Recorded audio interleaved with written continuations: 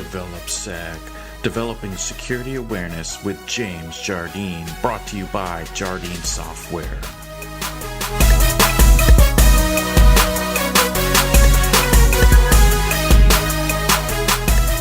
Welcome to episode 7 of the DevelopSec podcast. I'm James Jardine, and today we're going to talk about data breaches. And, we see this happening all the time. Is there really anything that we can do to fully protect ourselves from a breach happening to a company?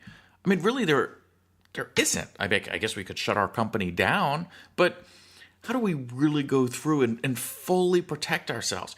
Pwn to Own was just going on at CanSec West, and you have a lot of issues where we're still seeing browsers getting owned every day. When people are taking home hundreds of thousands of dollars for some of their exploits that they have, that they're exploiting against these different browsers, even later version browsers.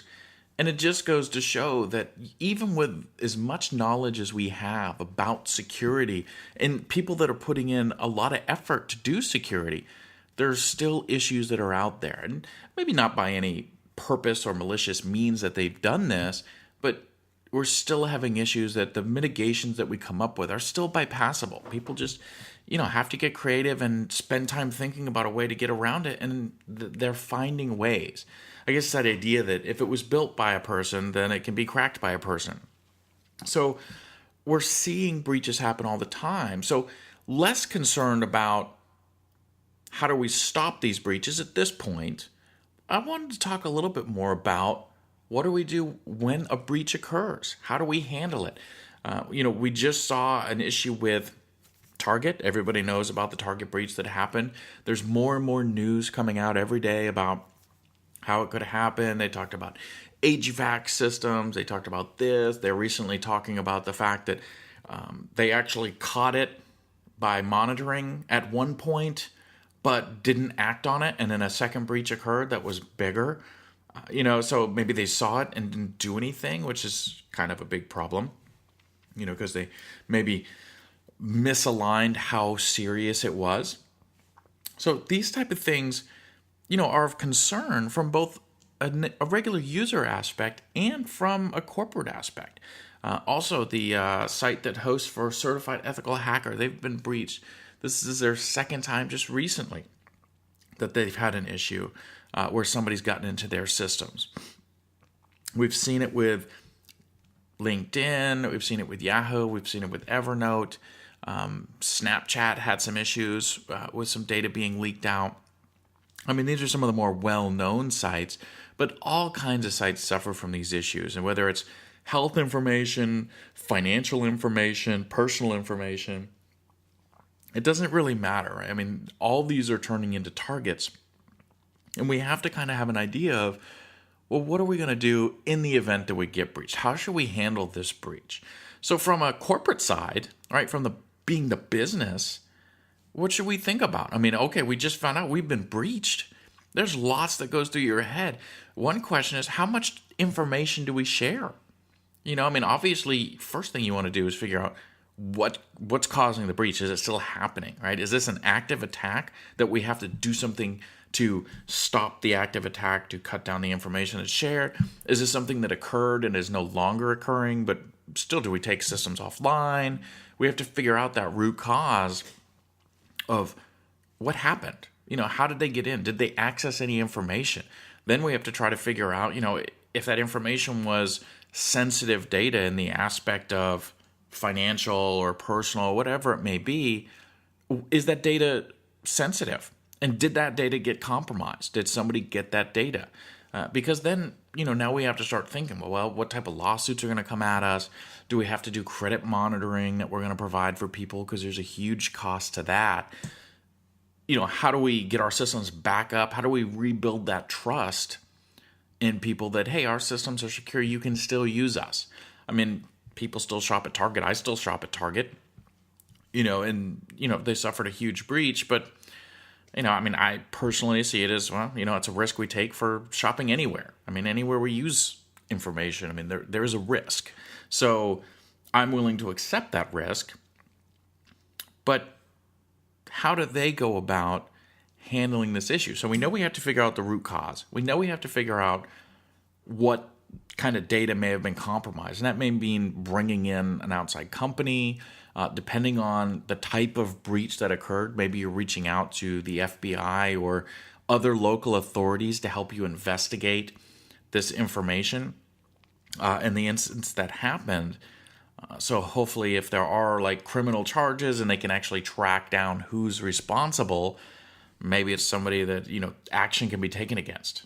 Most likely it's somebody, if they do track it, that's in some, non-extradition country that, is difficult to pull them away from. But you never know, you may get lucky. Another big thing that we want to think about is sharing the information of what happened, right? We definitely want to fix the problem, but sharing how something happened can then help other retailers or other companies understand and be able to see that type of attack maybe going against them. With the Target breach, an example, it's been very light on details, mostly speculation of what's going on. And, whether they're sharing that with other retailers and not the general public, other retailers should know, hey, this is how it happened. This is what they're doing. Here's what you should look for in your own systems so that you can actually try to identify this before you get a whole bunch of information siphoned out. We want to have somewhat of information sharing going on there. Obviously, we don't want to put something out there that's going to open us up to vulnerability, but getting that information out to help others as well. Now, we do want to make sure that we do have solid information about what we're doing. I mean, we don't want to start just speculating, it was through the system and casting blame where it shouldn't be cast. But, having some transparency, and every company handles that differently. Right? Some companies are very forthcoming with information about what's going on. They'll send emails that'll explain this is what happened. They hacked into our DNS servers, they changed this, they got a password reset, and then they were able to get into our administration screens, right? Or, they came in through this vector. And others will say, very little about the breach that occurred. And that, one may be for legal reasons. I think I just saw something that said there was, over 90 lawsuits right now going against Target for the breach that happened. So you give too much detail out there that may make it look like you were incompetent or, made negligent errors. Well, does that open you up then in the court systems? But at some point, that information's going to come out because people are going to want that information. And if it comes into a legal battle, right, they'll start subpoenaing that information and they'll get to the bottom of it anyway. So you tend to have a little bit better faith if you actually just, have some transparency and show people what's going on. But you want to make sure you contain the incident and try to verify. Be clear. One of the things I always hate is, username and passwords are stolen, but they were cryptographically protected. And I talked to some other people the other day about this because we saw a news article where it was saying just that. But what does that mean? From a normal user, maybe they think, it's cryptographically protected. It's okay. It's safe. But from somebody that actually understands security, well, I mean, I could spin cryptographically to mean a lot of things. For example, our passwords are hashed with MD5. You could consider that cryptographically protected, but that's not very good protection. So, we don't really know what they're doing with how they've actually protected it.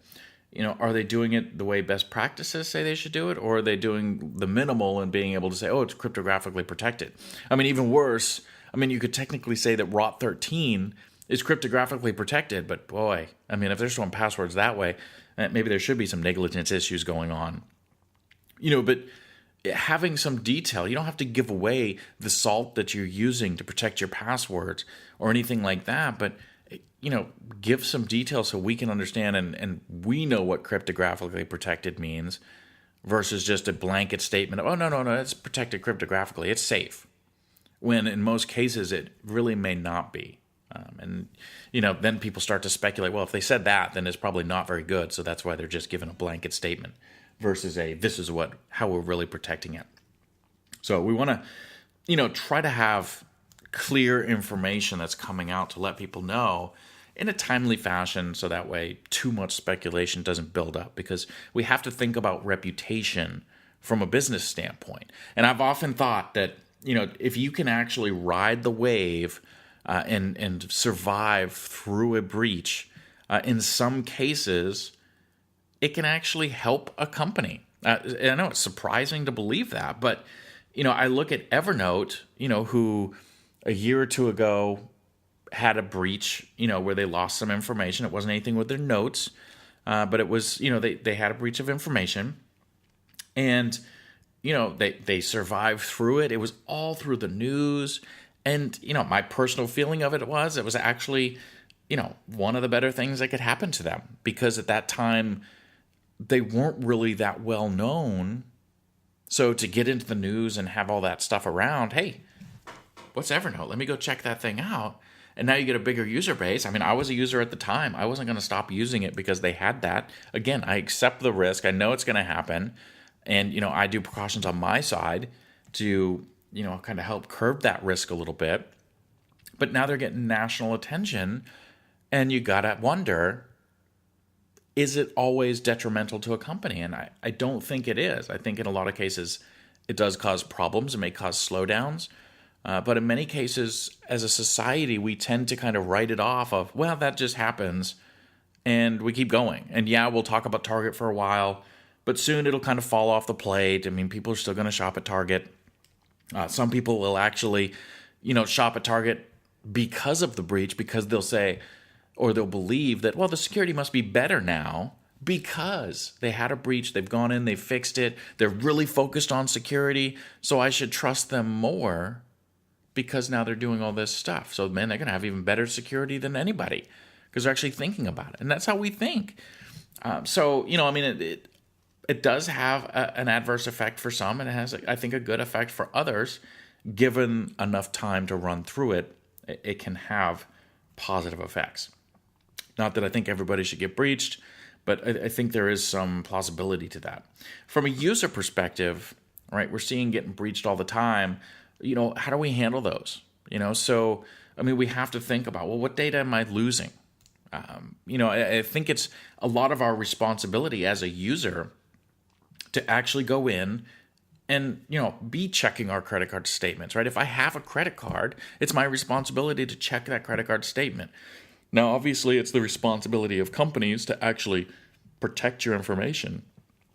But we have to go with the assumption that my credit card information has already been out there, and, I should be monitoring my credit card.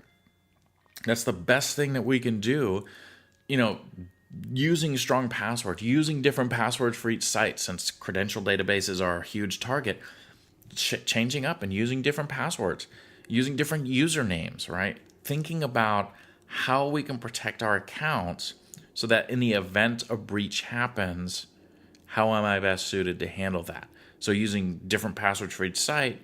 Oh, well, X site got breached and they lost our credentials. Well, I don't use that password anyplace else. So, no big deal. I'll go in, I'll update that password, and, I'm good. It doesn't really affect anything else.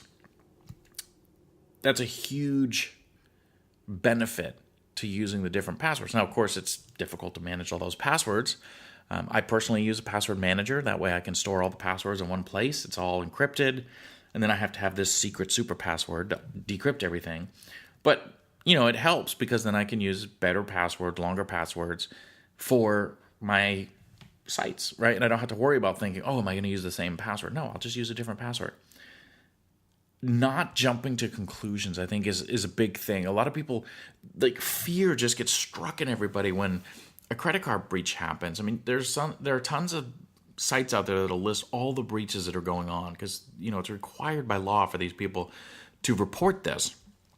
And you would be amazed. I mean, yeah, Target made the news and Snapchat was in the news, but, for every one that's in the news, I mean, there are hundreds that don't make the news, or maybe even thousands that don't make the news. I mean, it's happening all the time. So really, there's not a lot to get, excited about originally. It's, okay, it happened. I know when the Target breach happened, a lot of people contacted me. Hey, what should I do? Should I cancel my card? Should I do this? All this stuff. And it's like, well, I mean, monitor your credit card. Make sure that no extra charges are being on there, that only your charges are going on there. The banks are going to do this. Let's wait and find out what's happening. I know, one of my banks just issued everybody new cards, which was, their way of dealing with it.